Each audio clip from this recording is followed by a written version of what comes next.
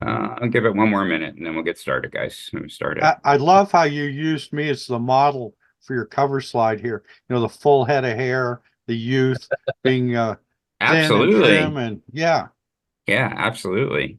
it's amazing what you can do with Photoshop, huh? All right, guys, I think we have good enough turnout. Turn my video back on. Um, thanks everyone for joining. I am very excited because today is considering today the official kickoff of the Golden Packet 2024.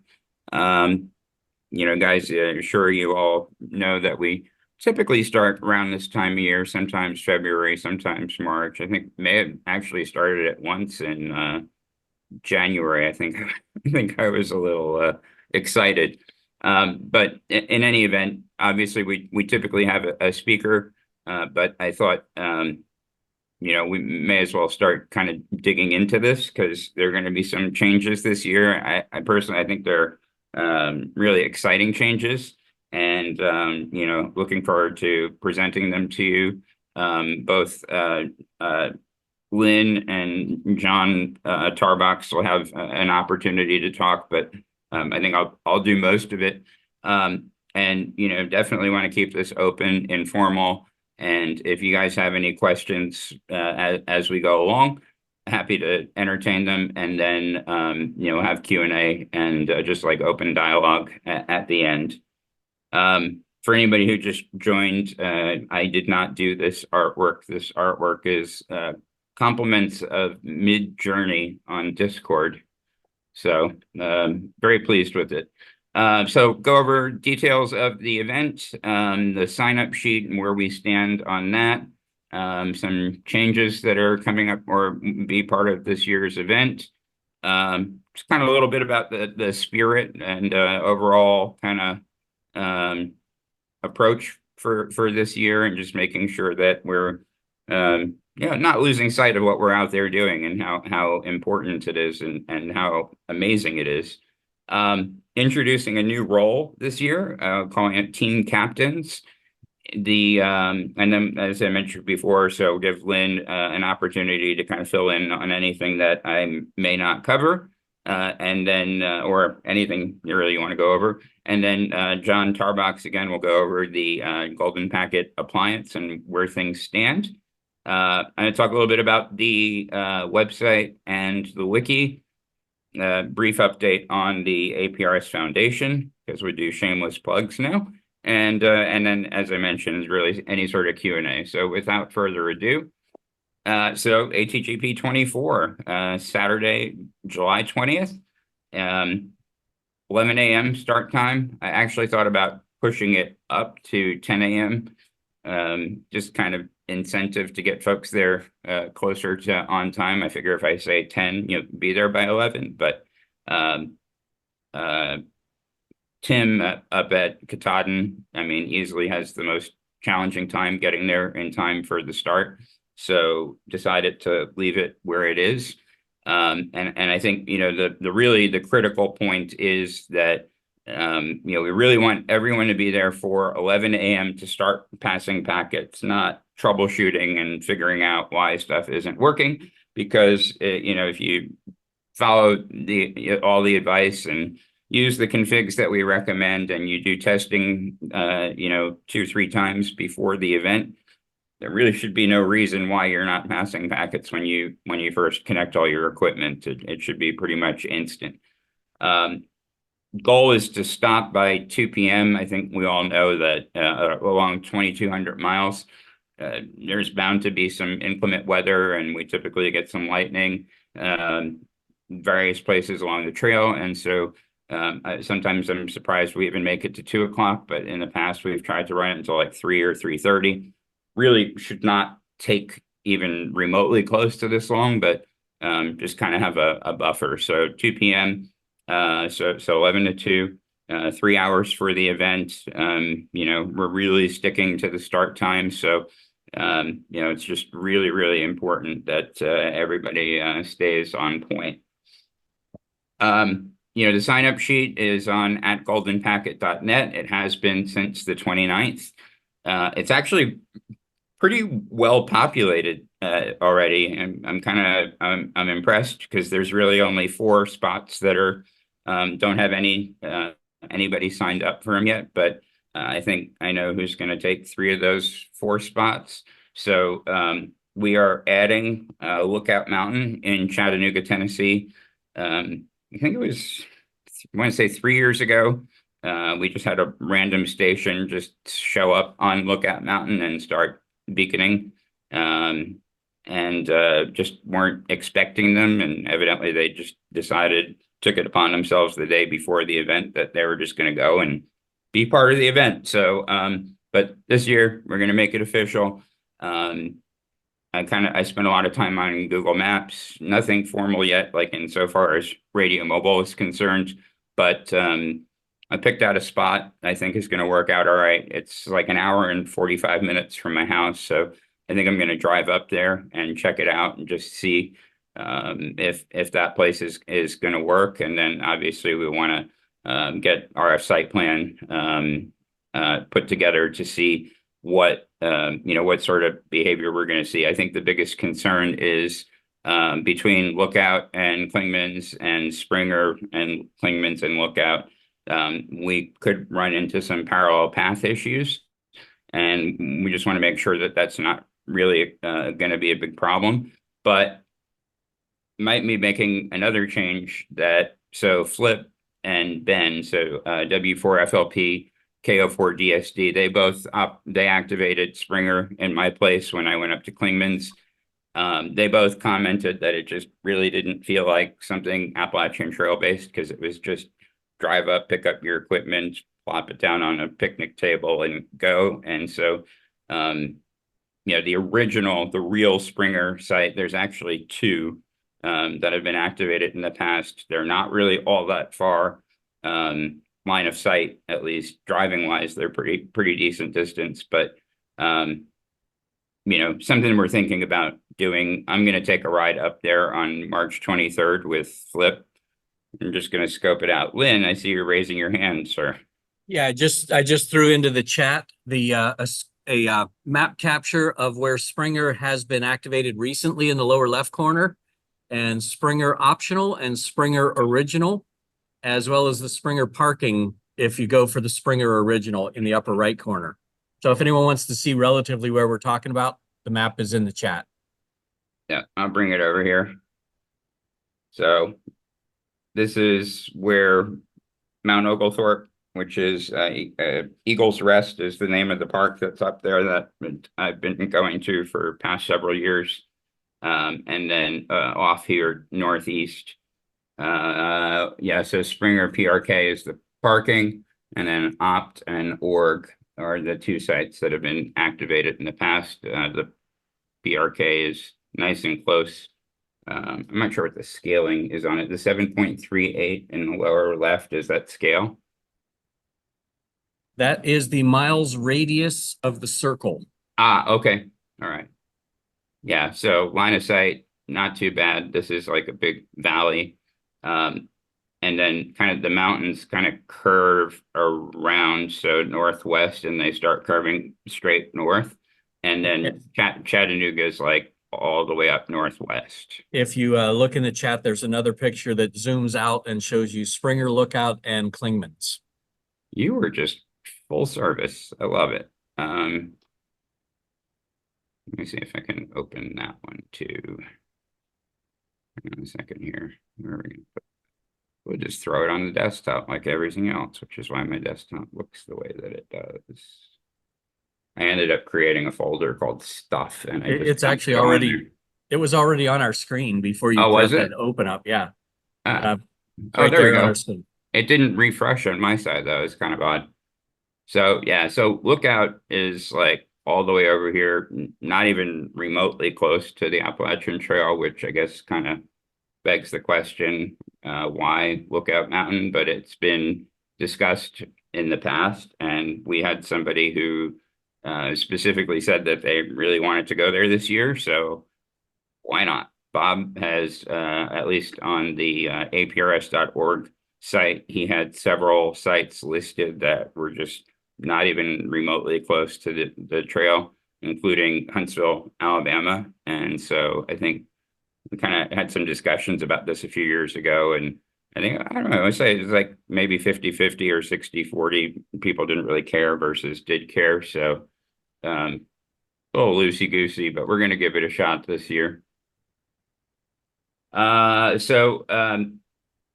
The decision to move, I'm concerned about the distance and my ability to actually haul equipment and whatnot.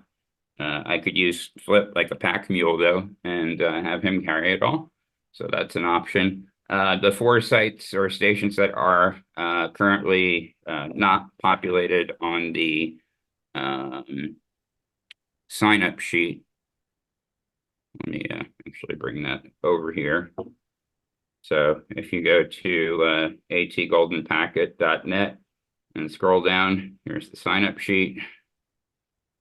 And Lynn actually was kind enough to add a team section. We'll talk about that a little bit, but myself and Flip on Oglethorpe, John Creno and N3 XKD from Kentucky at Lookout Mountain. Carlton, who I was with at Claimants last year, so he popped himself on here, and I have myself as alternate. I have reached out to 2 guys who have activated Klingmans in the past and asked them if they were interested in going this year. Jury's still out, so it'll be interesting, but we got plenty of time. Glenn, representing on Roan Mountain as usual, which is great. Scroll over here. So we got Frank on Comers. Yeah, I missed last year because I got in a car accident about 2 weeks before that. That's right. That's right. Yeah, the guy took me out as I was headed to Comers just to check it out and make sure everything was go. Were you? I didn't even know to the extent at which the accident impacted you. Were you okay or? Yeah, no broken bones, no blood, just a bunch of bumps and bruises and a burn on my right wrist from the airbag. Airbag, yep. Yeah, but it totally destroyed my car. Undocumented feature about airbags is that you can get burned from the propellant. Yep. And I also learned from my insurance company that if your airbags deploy, they have to consider the vehicle totaled. Yep. So, yeah. Oh, well, the front 2 feet of the car are basically missing. Even if the car doesn't get banged up, if the airbags deploy, that's it. They Yep. count it total, because the only place that they can actually legally replace the airbag is the plant in which the vehicle is manufactured. So, interesting little factoid. Yeah. Just a little thing about Comer's Rock. I was looking at all the GPS coordinates, all the coordinates for all the sites. Inaccurate? Oh, I have no question about them. But I found a site called SCADA Core Advantage that does line of sight analysis from point to point. Okay. Based on elevations in between. And from Comer's Rock, I've got clear line of sight to Roan Mountain to the south, Apple Orchard to the north, and then White Rock drops out. Camelback, Gambrel State Park comes up. Mount Gretna drops out, and then I've got clear line of sight complete to everything north of there. Wow. Yeah, weird. Okay. Yeah, but I think the path loss will kill you just over the distance. Oh, yeah, definitely yeah, will, yeah. but I just found that mind-blowing. Yeah, that, those peaks up north are really high. Yeah, I grew up in New Hampshire.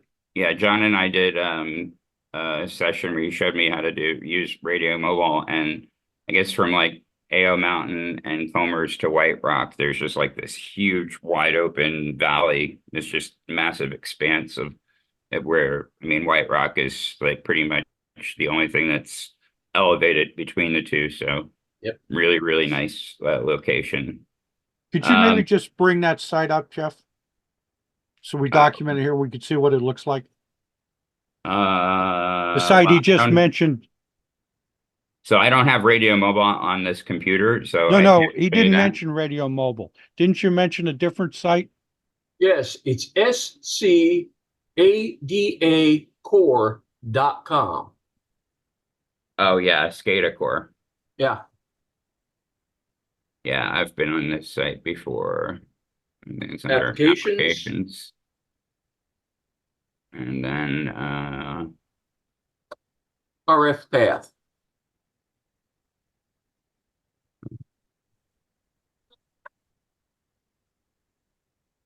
did I miss it? Or is it? Tools. It's over in tools. I just threw the link into the chat. Thank you, Okay. sir. Thank you.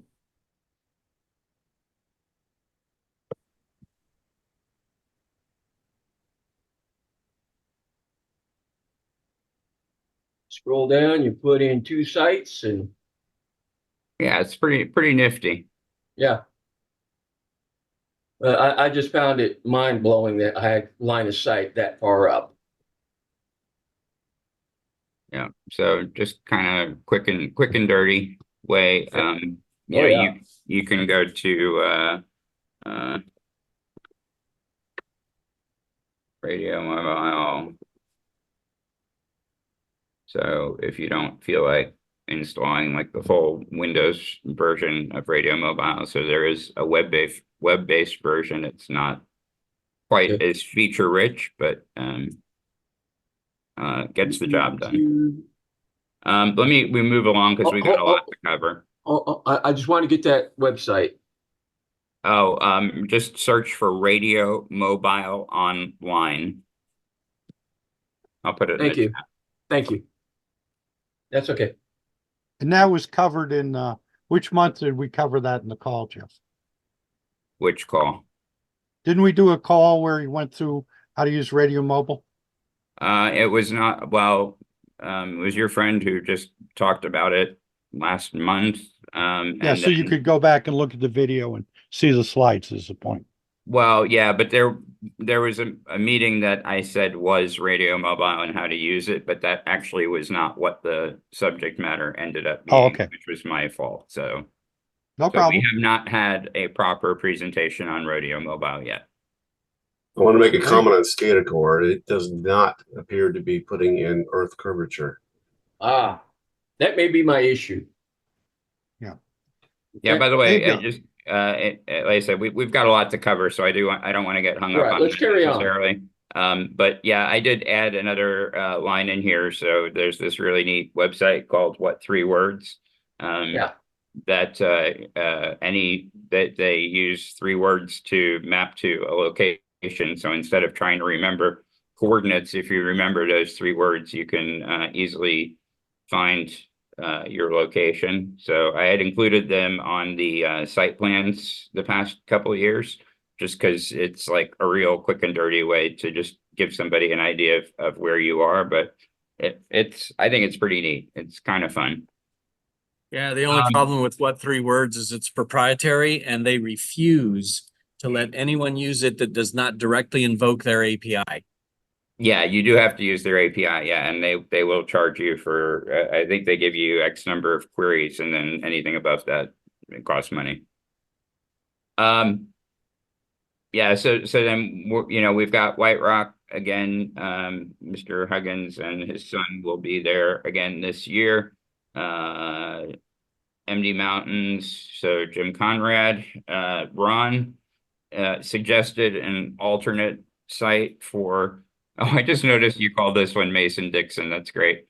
GD Hill. So these are, I don't remember if these are the new coordinates or the old ones. I think they're the new ones. But yeah, slightly alternate site. I guess it's a little easier to get to. And looking at the site plans, it wasn't really enough. It was a very negligible difference that it seems okay. Yeah, and Jeff, I'm mobile right now, but if anybody that normally goes to Maryland Mountains or Camelback want to try and coordinate a quick test from there between now and July, I'm pretty open to be able to do that. these are the old GD Hill coordinates. So I think with just everything else I had going on, I just used what we already had, but we'll go through and update them. Mentioned earlier, so Camelback, Sam's Point, Bovina, we don't have anybody signed up for those yet. Don for Greylock. Equinox currently not populated yet, but Mount Washington, Sugarloaf, and Katahdin. We have a really interesting addition on Katahdin this year. Somebody from Houston, Texas. I guess he has family that lives in Maine, not too far away from Katahdin. So it seems like Just Tim about may 3 end up having hours. company. It's 3 hours. Well, that's a lot closer than Houston. So Yeah. yeah. So anyway, Tim may end up having some company up on Katahdin with him this year, which I think is really cool. All right. So I personally don't think we have any sort of excuse for not having at least 2 people on each site. So we're hams, we talk to lots of people, we're sociable somewhat. Find somebody else to go with you, please. So if any of these sites only have 1 person listed, please find somebody to bring with you.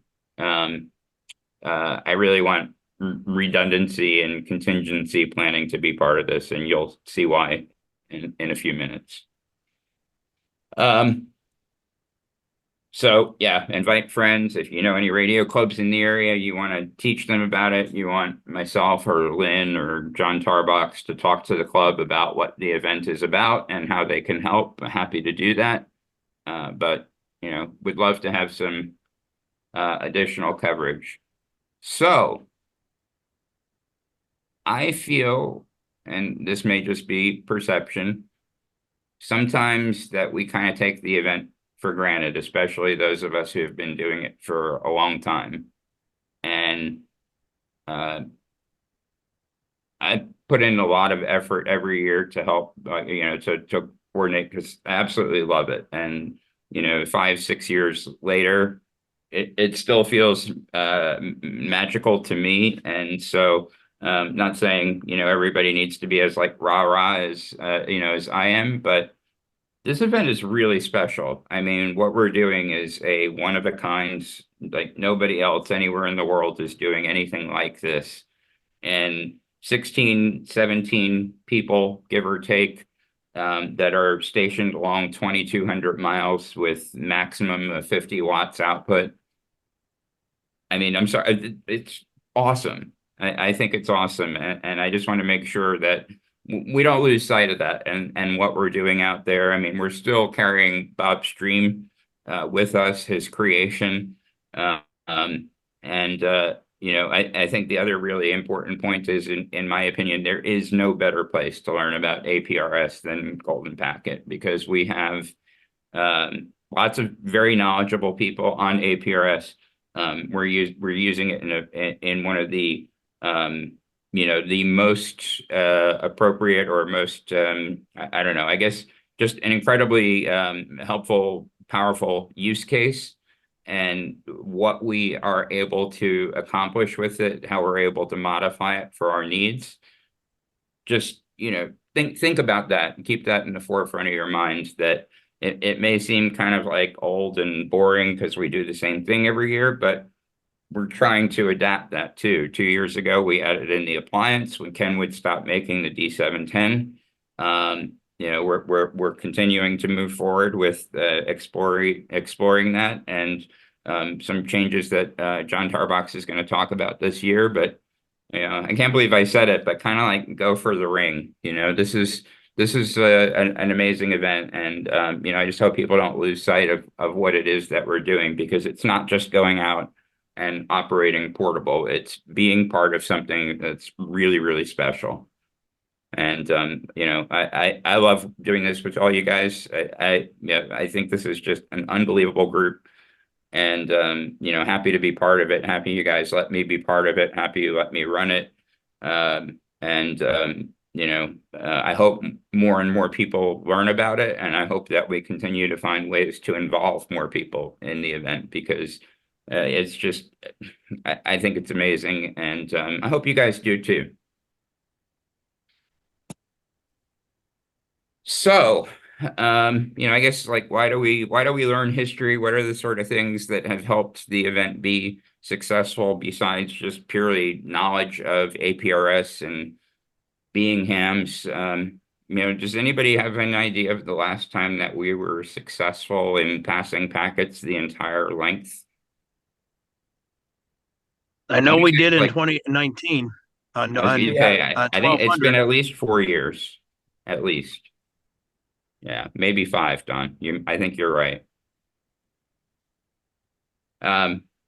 There's 3 factors that I think come in, and the point of it really is kind of the physical or geographic aspect of it. There's the equipment aspect of it, and there's the personal aspect of it.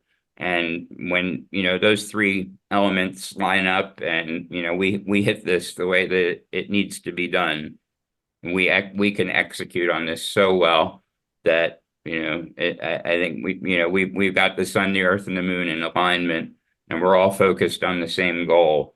This is a team event. This is not an individual event, and when it's treated that way, and we follow all the things that we know work year after year, and we're all thinking about what's going on, 16, 17 sites. If you're thinking you're one of those sites and you're thinking about what's going on the other 15, 16 sites and how your actions impact theirs, as long as you're thinking about it that way and not just about your mountaintop, and you got all the right equipment and you're doing all the right things, and asking questions when you don't,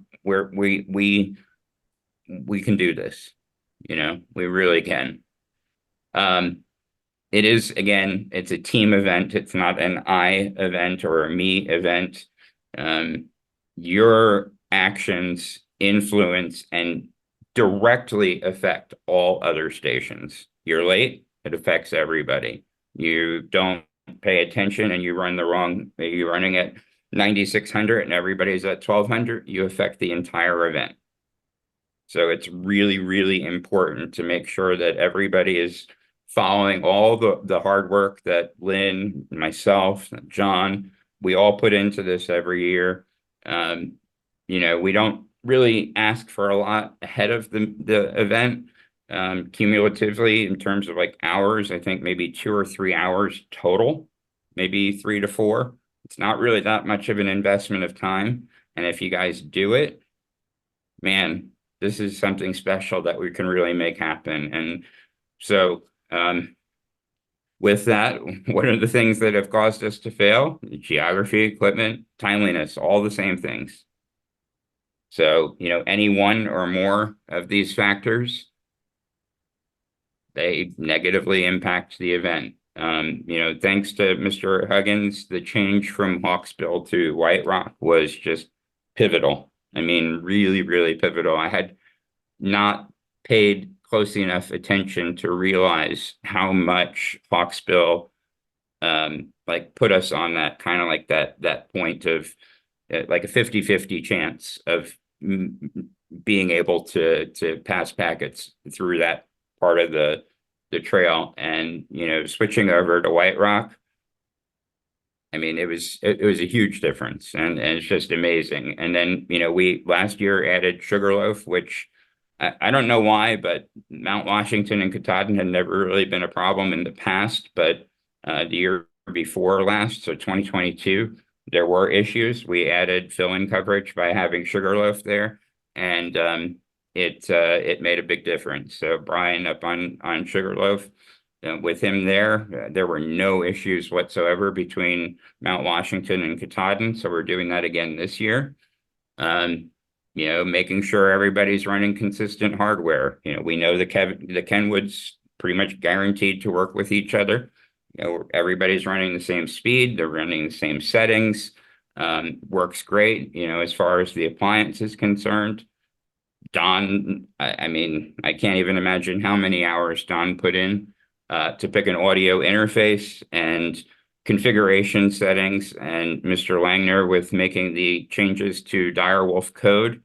And it's, you know, when somebody says, I don't want to run that interface, I want to run something else. Well, guess what? You put the whole event at risk when you do that. You know, we pick these things for a reason because we know that when we test them, that they work together, that guys like, you know, John Tarbox and Tim and Don, who got together at Nearfest last year, a year before, and really put the stuff through the motions. You know, there's a reason why we do all of this. I mean, it's maybe not necessarily the most scientific test, but it's good enough that we can say with confidence that if everybody sticks to it, we've got reasonable assurance that it's going to work. And I think this year we feel good enough about it that we're actually going to be okay with not everybody running Kenwood at the same time, that we'd probably be able to run a mix of Kenwood and the appliance simultaneously. And that Direwolf has just gotten so good with decode that it may even be better than the Kenwood at this point. Hey, Jeff, Yes. just to point out something, I didn't run either. I was actually running the Microset WX3-in-1s, which this event gives me the opportunity. While I have a Digi up for the 1200, I don't have an opportunity to test it at 96. And we had reasonably good success. We still, in the after action, never really identified, at least not to where I believe, the failure this past year. I don't know if anybody else has done any research, but yeah, we did. Yeah, we did. Okay. Yeah, we did during the postmortem. I don't really want to go into it now, but we did. We can go back and look at the report, but sure. You know, and I don't know, John Tarbox, if you plan on covering it, but you know, he and I had a conversation a couple of days ago, and you know, even thinking about, look, you know, we'll do Kenwood, the Raspberry Pi based solution, and then you know, if time permits and somebody wants to run something else, whatever it may be, go for it. But you know, if you don't want to do the Raspberry Pi, you have then, you know, run Kenwood. You know, just let's get through the part that everybody else has agreed to do, and then you know, you have something else that you wanna try out and just see how it's going to perform.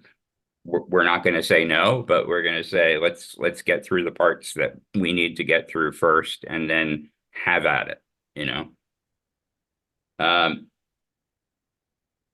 And again, I mean, just timeliness and paying attention to the schedule. The schedule was just really critical the past couple of years, and it made a difference for the ones that actually adhered to it. Is that, you know, Lynn sitting in Florida, there's a lot of sites that he can't talk to, and somebody switches to 1200 and the station adjacent to them is at 9600. It's really hard to tell that that's what happened. And so, you know, we start at 11 o'clock at 1200. We switch at 12 o'clock to 9600 on the dot. You do that, you know, you shouldn't have problems. And we're not sure about the time slots and when we're going to orchestrate all the changes, but no, we're still working all that out. This call isn't really to hash all of that out. So, I am really excited about the introduction of captains because number one, it will definitely help from a kind of like orchestration and logistics standpoint, kind of offset and offload a lot of what Lynn and I have been doing year after year. But it also gives others an opportunity who may even not be savvy with APRS, but who are interested in the event.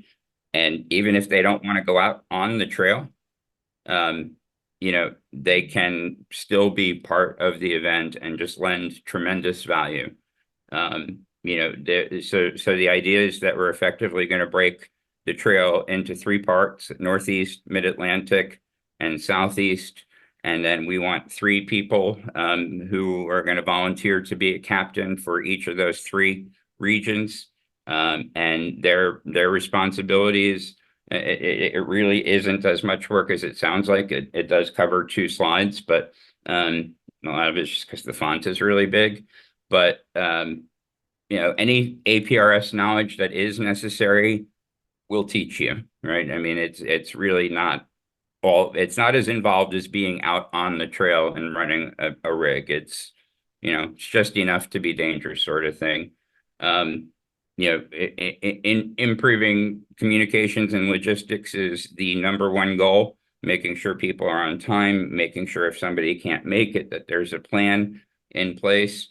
You know, the captains just kind of like from like a hierarchy, you know, Lynn and I, and then the captains, and then everybody who's out on the mountains, as long as the captains can get a hold of everybody in their region, and then they can get a hold of Lynn or myself or both of us, we'll have the ability to communicate with everybody on the trail, you know, both before and during the event. This is really kind of the meat of what the captain needs to do. We've had some years where there's 2 or 3 people who are going to be out at the same site, never talked with each other before the event. They had no idea of who had what radio. No, you know, with how great we are with communicating with each other, whether it's email, it's phone, it's text message, you know, everybody who's at a site, they should know everybody else who signed up on the sign-up sheet. They should know who has what radio, and the captain can facilitate that just to make sure that people are communicating, even if it's just like once or twice between now and the event.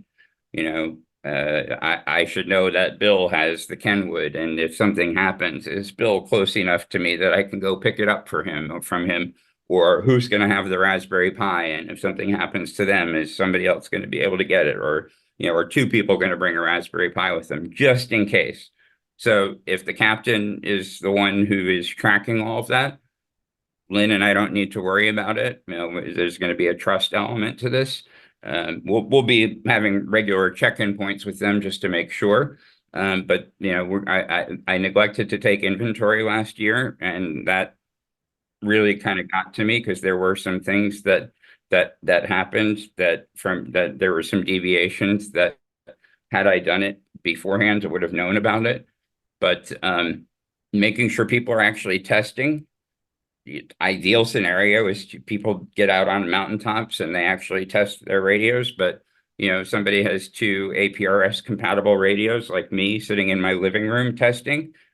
That was the difference between me going on site and troubleshooting or me plugging in my radio and decoding packets within 20 seconds. So, you know, the captain, we really want them to be focused on validating and making sure that test results are like actually turned in, not, yeah, I did it.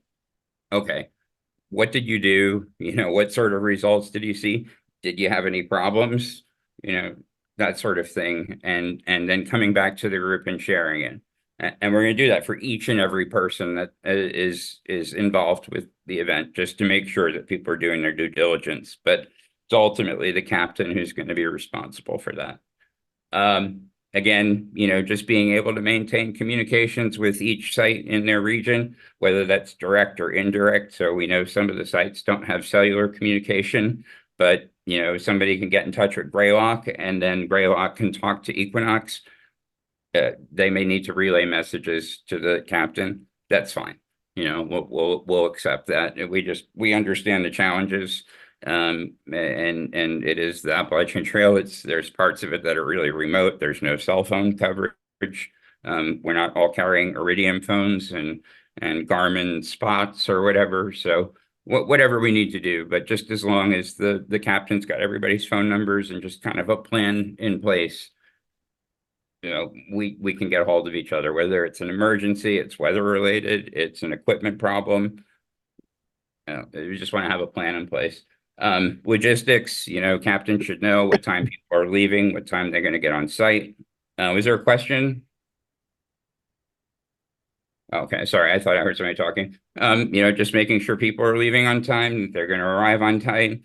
Again, contingency plans, you know, like cases like Frank had an accident, or year before that, unfortunately, you know, like Glenn's mother fell and she got hurt, and there was a really good chance that Glenn wasn't going to be able to make it, which, you know, frankly, would have just made it so that there was no point in Klingman's or Springer, myself included, even going to the event.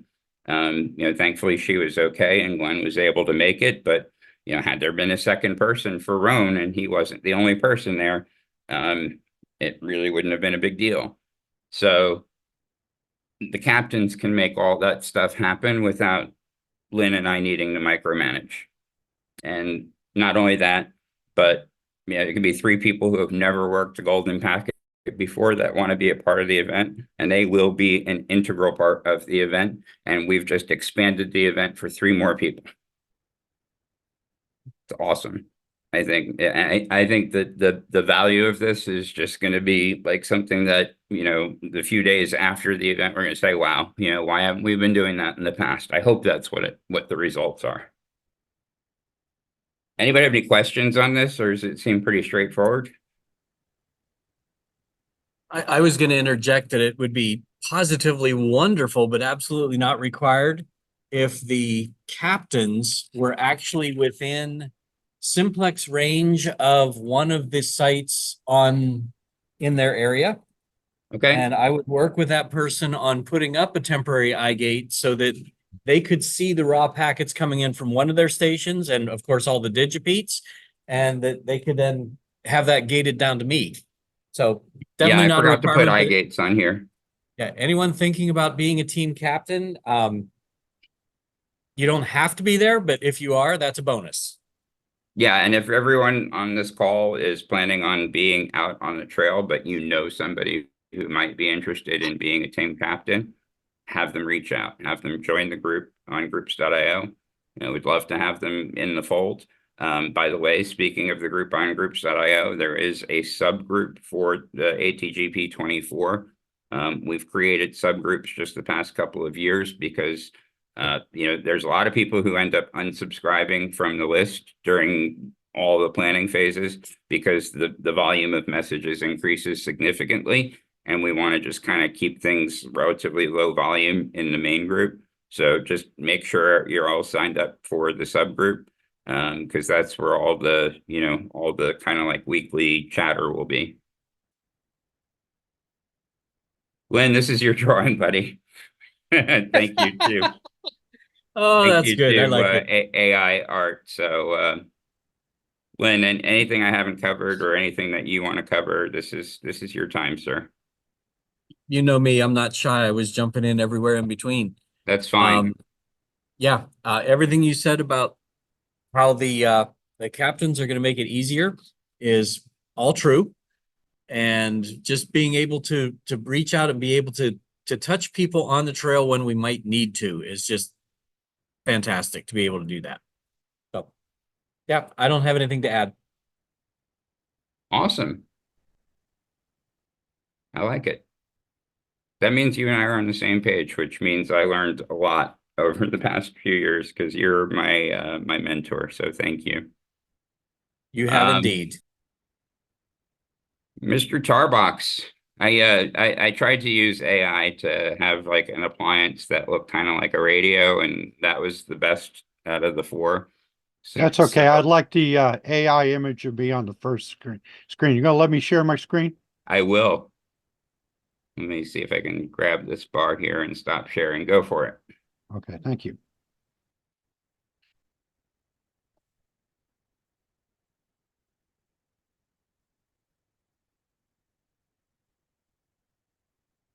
It's coming up. Got it. So you have my first slide there, the Appalachian Trail Golden Packet Yes, sir. 2024. Yes. Okay. The first thing, there's a couple of subtopics. We have an appliance committee, and that is focused around the hardware that goes out to the mountains. And here's the people on the appliance committee that I know of. Now, if anybody else wants to be on there, just please send me an email to john@pinboat.com. It's open. Anybody that wants to be on is welcome to be on it. At this point, does anybody see that they should be on that list? They like emailed me and I missed you. Speak now.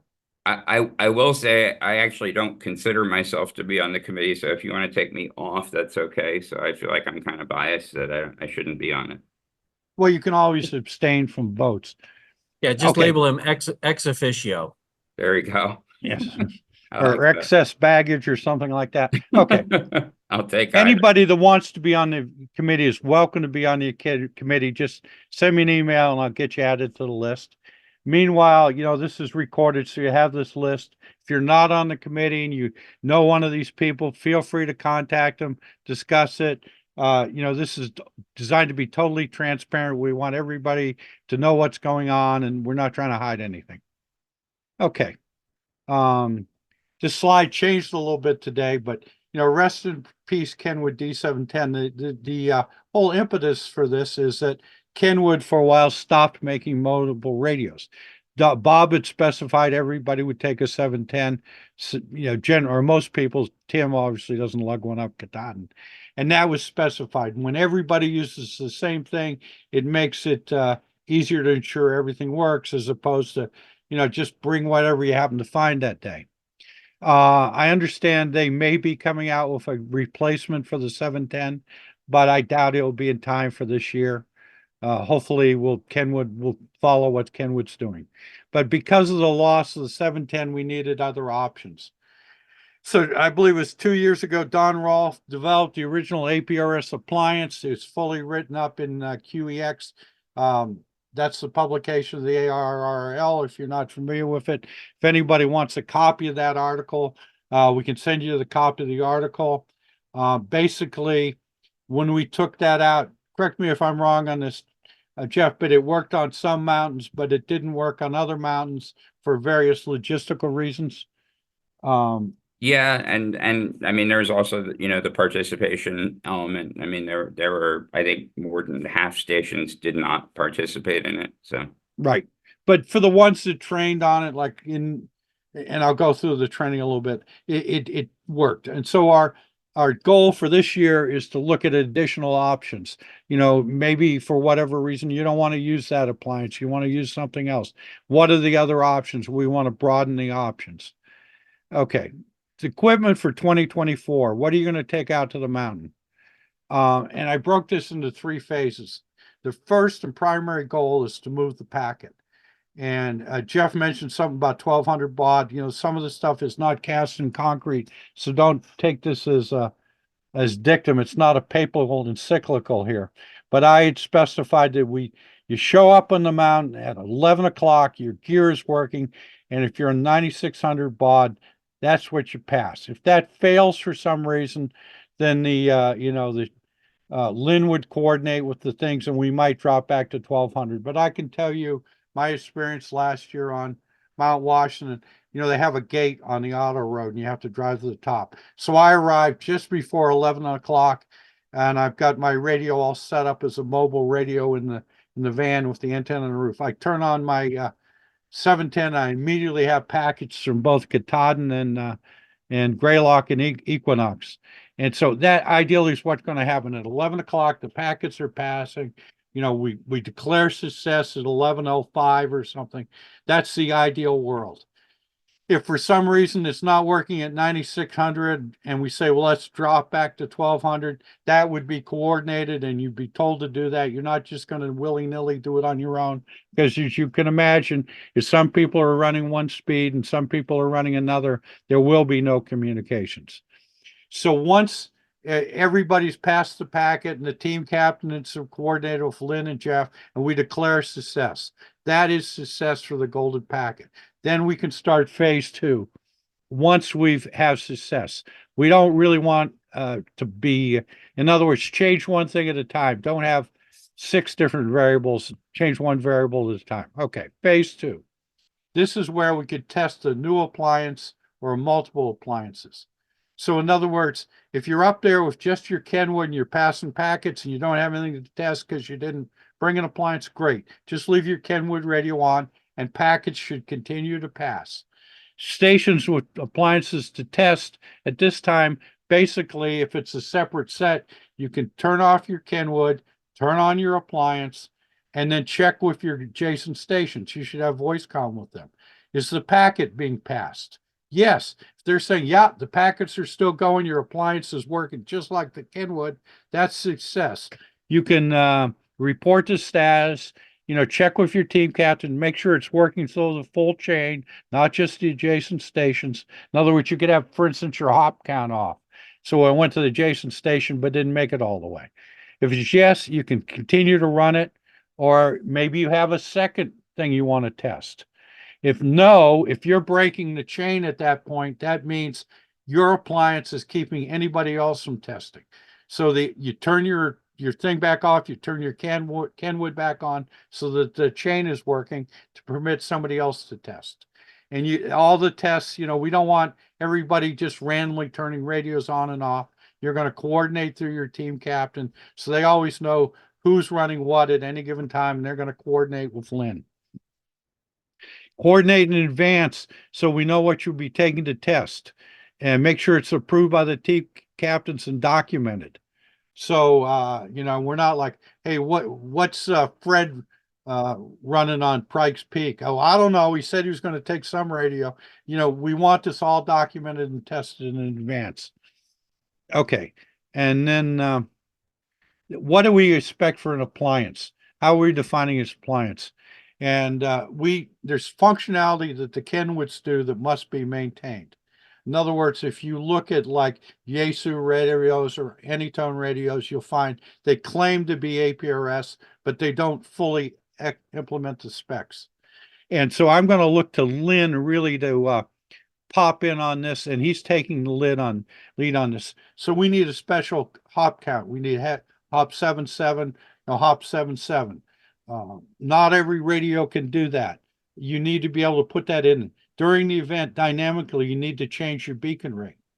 During the event, they say, stations on the end, beacon faster, the ones in the middle, slow down your beacon rate. You need to be able to change the beacon rate. You need to be able to, it's either the status or beacon message, and you can pop in here, Linda, whatever one, where you're going to put in the list of, let's see, what stations you've heard. You need to be able to change that message dynamically during the event. And there may be other things which Lynn will be identifying. So on the Kenwood, you do that from the front panel, right? Your radio keeps working. It never goes off the air. You do it from the front panel. Some things like if you want to change your beacon rate in Direwolf, you need to shut down Direwolf, edit your config file, or substitute a different config file, and then start it again. So that would require you to go off air to change these things. So the goal here is that you be able to do what the Kenwood did. And anything you want to add to that, Lynn, at this point? No, the main thing is a lot of digipeaters may not handle the UI flood.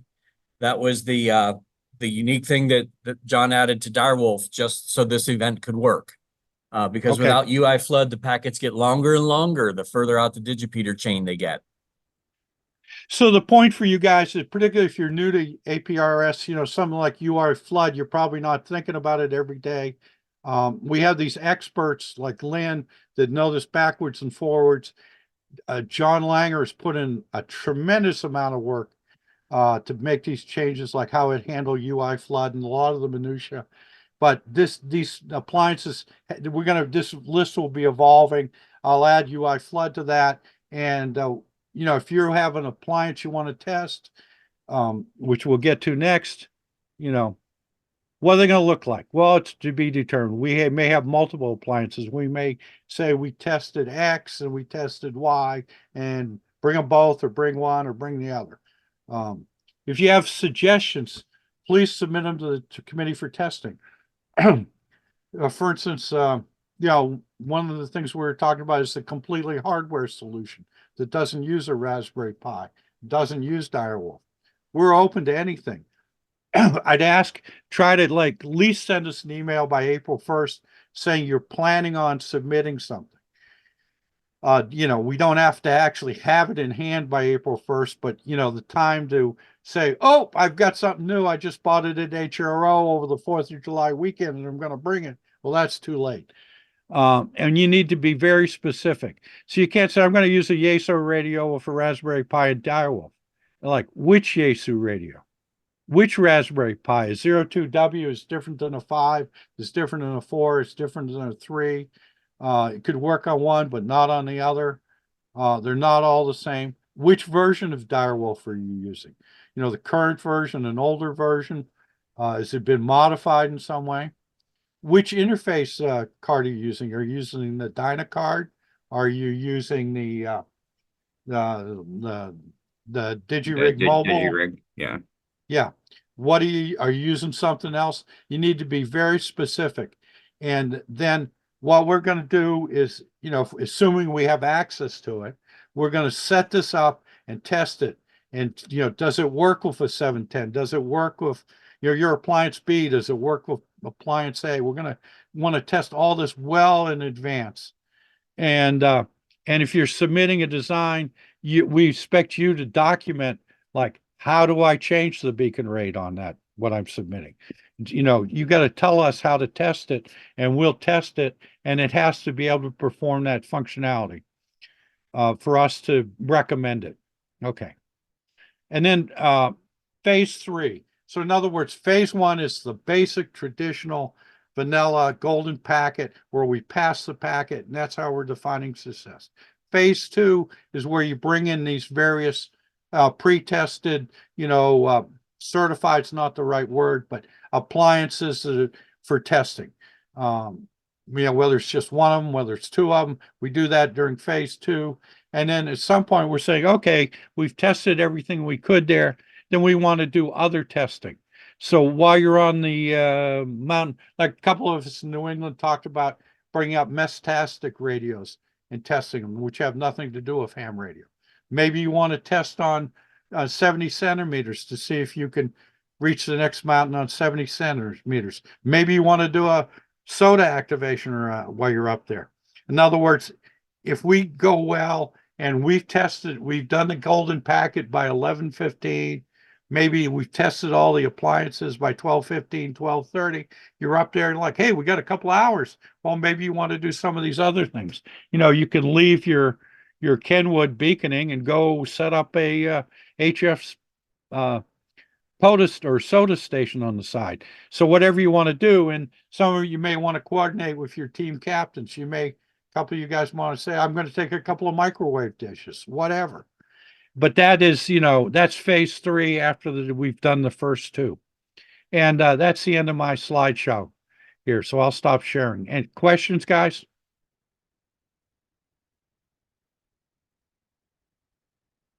John is excellent. And yeah, Jeff, we need to resolve that, whether we're going to try to start at 12 or 9,600. Yeah, and on that topic, right? So I think it was last year or year before. I mean, we established that people had to connect to the radio at 1200 and then make a change to 9600 and have an adapter cable that changed, I think, pins 4 and 5. John Langner said just leave the radio at 9600 the whole time. That's on the appliance, though. That's not the Kenwood. Right. Yeah, this is on the appliance side, correct. Yeah. No, at 11 o'clock, I see no reason why we can't all come up at 9600 baud at 11 Sure. o'clock. Yeah. No, I'm just talking about from like a general configuration standpoint that we don't have to make as many changes like to the radios. Right. I mean, if everything works at 9600 baud, I see no reason to test at 1200. Unless somebody has some reason they want to do that test. I mean, Bob wanted us to just do 9600, I guess, like 3 or 4 years ago, and we did it. And I want to say we were actually successful that year, to my surprise. I believe so. Yeah, I believe so. Definitely work better at 9600 than 1200. Yeah. So I say we just go for it this year. Okay. That's as far as golden packet, ATGP 24, what I wanted to cover. I've got a couple other topics to cover, and then we can just kind of open it up to everyone. So our website has looked pretty much the same for 3 years. I'm guessing you guys probably realize all the artwork that's in here. So I'm not an artist, but AI-based art is really easy to get access to. And I've been wanting to get off of the platform that we're using for the website right now, which is called Weebly. So John Tarbox, one of his students, has agreed to be our webmaster. That does not mean that he's developing content though. He's caring for the site and the application, but there's still the content aspect of it. He is not a ham, and he has never been part of the Golden Packet before. So asking him to pick up that, responsibility is just not realistic. There is I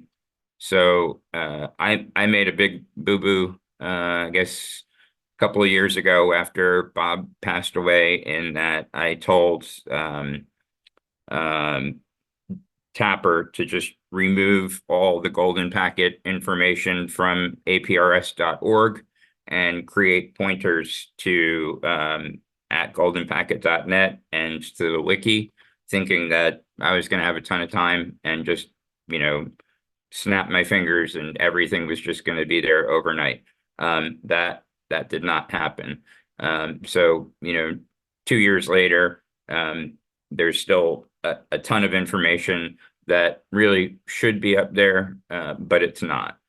I did make backups of anything and everything Golden Packet related that was on the aprs.org site. So I have all the pages, all the pictures, all the historic information, and I've kind of like fleshed out, kind of wireframed what the organization of the site is. The big thing is really kind of just like going through and converting the content over to the form that it needs to be in to live on the new site. If each one of us picked up one site and spent, a couple of days on it, we could have the whole site done in like a few days. I realize that that's a big ask, and some of you may or may not be familiar with Markdown. It's basically text. Even if you just converted it to text, we could format it with Markdown. But I would love to just get all this stuff converted over for historic purposes, and then it'd be pretty easy to kind of like rinse and repeat and extend it out to be all of the current sites. But maybe we'll kind of throw together a project plan and see who's interested in picking up what. But I've got everything backed up. I can put it in a place where everybody can get to it, so that if somebody wants to pick a particular site and help convert the content over, we can give it to the webmaster and he will take care of publishing it. And then that all of this stuff will actually go on ATGP. I could spell .wiki. So this is like kind of like where everything was really supposed to live. It's like all our site plan, but I want to get my goal is to get all of that migrated over to the wiki, and then the at goldenpacket.net. There's a link to the wiki. You can go in and kind of look at like the registration and just anything that was posted to the website at the time of the event or leading up to it. There's a past event section. There's some information about Bob. Yeah, there's still an under construction message there. I had these lofty goals that I just have lots of extra time to work on this, and then reality hit and I don't. But if we all picked up a little bits and pieces of it and worked together, we could have a pretty darn kick-ass site with all historic information about the event, everybody's trip reports, all the postmortems, everything. And I think we would, I think you guys would all just have an incredible appreciation for it once it's done. So that's kind of all I wanted to say about that. I know it was a lot, but if anybody wants to help out with it, we'll start posting to groups.io and maybe find a few people who are interested in picking up a site and helping convert it.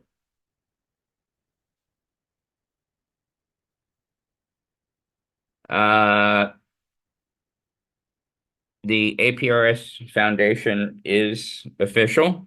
So, we'd kind of been developing it in the background. We formed it as a Delaware corporation on March 1st, 2022. And then, we all have our personal lives, our work lives, family, other interests, golden packet, you name it. And then, government moves it at the speed of sludge. A lot of stuff took a long time to get. The IRS took a while to get back to us. There's, just all sorts of moving parts that needed to be put in place in order to get the foundation launched. But early February, we got 501c3 status, 509A2 status. We had several executive team meetings. Jason Roush joined the executive team. We've got a great lineup. We've got acceptance from APRS SIG and APRS on groups.io. Everybody has been crazy supportive of it. We're just getting contact us forms on the website coming in, several times a week. Been blown away by the fact we've just been getting unsolicited donations, thanks to donorbox.org. And people who want to help, people who want us to present to their clubs. We're talking about maybe going and getting a grant, which would give us a travel budget potentially to start traveling to Hamfests and get a table for the foundation. But we've got some catch-up work to do first. That we can't just hit the ground running and start focusing on the future of it. There's a lot of stuff that's just been in a state of disarray. Bob was sick for a while. There were some things that he was great at. There were some things that he was not so great at, like maintaining aprs.org. We want to rebuild that site from the ground up, and we want it to be the authoritative place to go for APRS. But we really want to just reinvigorate it, get things caught up, and then start really looking at things like how we can help support the BARA HF implementation of APRS, or some other ideas that have been introduced recently. And the goal is not for the foundation to do everything. The goal is for the APRS community to do everything, and for the foundation to kind of be the orchestrators and the owners of it, and be the ones who are kind of evangelizing it and working with vendors and really just kind of helping drive it. But I've been blown away by the acceptance. I did not think that things were going to go as well as they have, but it's been pretty incredible. Lynn, John, Jason, you guys have anything you want to add? I always say John and John. Sorry, I forgot. Langner is on the call as well. You do an awesome job of covering things, Jeff. Yeah. Okay. And thank you. You did an excellent job, Jeff. I was going to say, it's sort of like a big, long freight train. It's Yeah. like 500 cars. It doesn't go from 0 to 60 immediately. And when that engine, is puffing away and it's barely starting, and it takes a while to get to 1 mile an hour, but once it gets rolling, it picks up speed quickly. And I think, we're at the point where we're starting to roll here. Yep.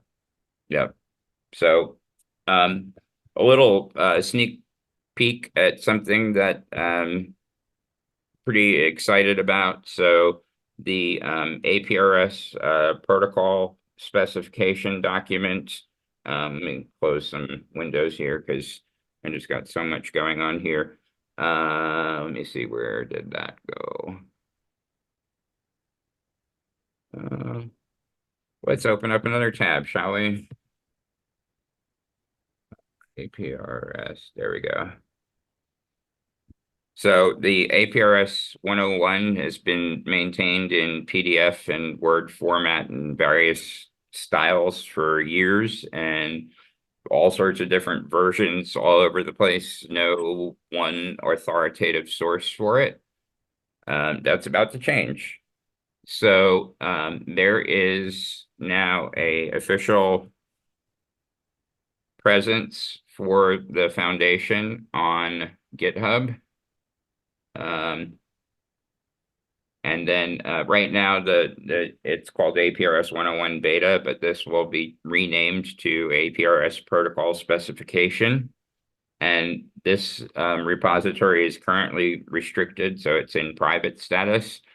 The goal is to open it up to the public, though, and allow people to, if you're familiar with Git, you can fork the repository, which is basically making your own copy of it. You can make adds, moves, or changes, and then you can do what's called creating a pull request. When you create a pull request, you're submitting your changes back to the foundation, and then whomever is really caring for the repository can look at what changes you made and whether or not it's going to be something that's going to be accepted or it's going to be rejected. The beauty of all of this too, though, is, we've got this site, which, I mean, I think is really easy to navigate. There's a lot of stuff that did not get converted over that we need help with. Just kind of some of the manual effort. You can see like there's some images that are missing here. I would say like 75–80% of it got converted over pretty well. But for all intents and purposes, though, this will be kind of the look and feel. The GitHub repository is connected directly to Cloudflare. So basically what Cloudflare does is monitors the status of the repository, and as soon as a change is made, Cloudflare picks it up, and within 60 to 90 seconds, it builds the content and pushes it out to the site. So if one of us in the foundation makes a change, or somebody in the community makes a change and they submit it and we accept the pull request, takes like a minute to a minute and a half, and it's up on the site, and it looks like this. I mean, it's literally this page that's going to get updated. We will change the URL so it doesn't say beta. You cannot currently access this unless you have credentials, but hopefully that's going to change in like the next week or two. Yeah, I wanted to give you guys a preview of this, and this is just the beginning, right? So we already had somebody contact us about the new APRS. Was it the objects, Lynn? I don't remember. I was looking for my unmute. Yeah, they want to come up with a way to leverage APRS for, what are they calling it? Yeah, that's it's what I'm having basically a objects. brain fart on. Yeah, But they approached us and said they think that Hailing. APRS Hailing. Foundation. What is it? yeah, hailing contacts. Yes. Okay. Well, there's that, but then there was what the gentleman who runs APRS Edify. Oh, Jesus? Jesus. Yeah. So what he was working on, he had me add the DNS entry for it. Let me see. That would be the tier 2 APRS IS servers. Let me see here. Hang on a second. I'll tell you. So I added this device ID. Yeah, that's the same as the 2 call. Okay. All right. Yeah. So that's what he picked up when it fell into the vacuum on Bob's passing, and he's working on transitioning that into the foundation instead of him maintaining that GitHub repository. yeah, so device id.aprsfoundation.org, and I don't know if he ended up actually publishing. Yeah, so there's no content up there yet, but the DNS name is there. It's all ready for him as soon as he pushes content. But more and more is going to come up here, and then once we get aprs.org underway, we'll probably slide it over there because that's kind of really the authoritative source, but we'll discuss it as a global APRS community as opposed to like people just making unilateral decisions. And that's the beauty of doing this at a global scale, is that we can all discuss it and we can all come to an agreement. Now, if there's like total chaos and conflict, the foundation will make a decision and that'll be kind of it. But the general idea though is to open this up and make it, bidirectional communication and get APRS in a really, really good place, that it doesn't stagnate, it doesn't lose relevance. We really clean it up, and people seem to be really pleased with what we put together thus far, and we're just getting started. Can I ask a couple questions? Of course. First is, did Bob transfer any actionable intellectual property He to the did. new organization? What is Yeah. it? So it all went to Tapper. Tapper does not want to keep it. They'd already, so I've been working with Steve Dempsey at Tapper, and he said that Tapper does not want to hold it. They would actually prefer the foundation to have it. Got it. Do you know what it is? Like a trademark on APRS, that kind of thing, or what? Yeah. Oh, yeah. Yeah. So that's bless you, whoever it is. So yeah, so that's the goal, is for us to get like the trademark, the copyrights, the intellectual property, aprs.org domain. I'd love to get aprs.net, but I think that will continue to be managed by whoever it is that's managing it today. Hey, Sue. And I believe there's one other gentleman who runs it. That's fine. I mean, they're doing a great job, but yeah, the foundation is, I think, ultimately going to be the holder of the intellectual property. And the second question is, the standard, when it gets worked on, things happen, it bombs, it fixes it, and then you come to a release point. Will that release point then distribute a single document that is the standard revision x.new? That is what this is. Yes. Well, this is a website. An engineering document is what needs to be the occasional publication from the result. I'm just wondering if that will be. It will be webified, and it will be maintained in GitHub. And yeah, that's where all the version control is going to be done. And Jeff, you said there was going to be a way that they could download a PDF of the entire document. That's correct. So if somebody Which will wants be it, rendered. That's Yeah, what it'll I be mean. rendered from the markdown that's in the GitHub repository, and they will be able to pull it as a single PDF at whatever point they want to grab You it. know where I'm coming from, Lynn, I'm sure. I do. Standard is a single document. It's the one that needs to be looked Well, at and That is what's nice about GitHub and using Markdown is we can drive a stake in the ground, put tags and releases on the set of files that make up the document, and GitHub makes it very easy to view that revision of the document cool. without actually having copies on everyone's websites of various revisions. Oh yeah. yeah, it's gonna. I mean, that's part of this. Isn't just to like refresh it. It's to corral it and get all of these stale copies and unofficial copies. I mean, the APRS working group is who's maintained it in the past, but I mean, truth of the matter is, I think it just kind of became the Wild West, and want to kibosh that and get it here. So understand from an engineering document standpoint, but version control is just incredibly important, and the GitHub just seemed like the best place to do it at scale. So that's what we decided to do. So guys, I think that kind of gets us to the end. This is a long meeting, but I think a very good meeting. I don't know how many folks are still on, but we'd open up to Q&A. Organizational question for you, Jeff. Mm-hmm. If what was originally team leads or team captains is now area captains, what shall we call ourselves when we're in charge of one station? Just lead?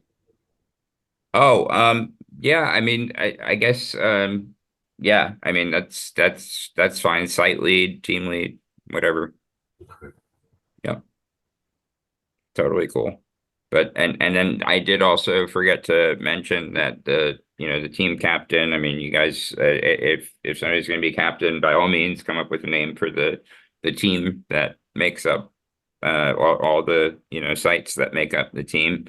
Northeast, Mid-Atlantic, Southeast. You don't need to call yourselves that. You can come up with something kitschy and fun. It doesn't need to be super serious. It's this is having fun. There's just structure to the fun. Yeah, so guys, I mean, if you have any of you have interest in being a captain, we're okay with it, that individual being out on the trail. But if you know anybody who you think may be interested, or you've told them about Golden Packet and they're like, hey, that's cool, ask them, see if they may be interested in it, and we'll talk with them and share what it is. I'm going to kind of migrate that slide content over to a document so that we can easily share it. And then, like the equipment inventory, all that stuff has already been built. It was a Google Forms document that was built a couple of years ago. It automatically captures all the information into a spreadsheet. All that work is done already. So it's just a matter of making copies of it and updating the dates on it. So I think the vast majority of all the structure that would need to support that it's been done for a couple of years.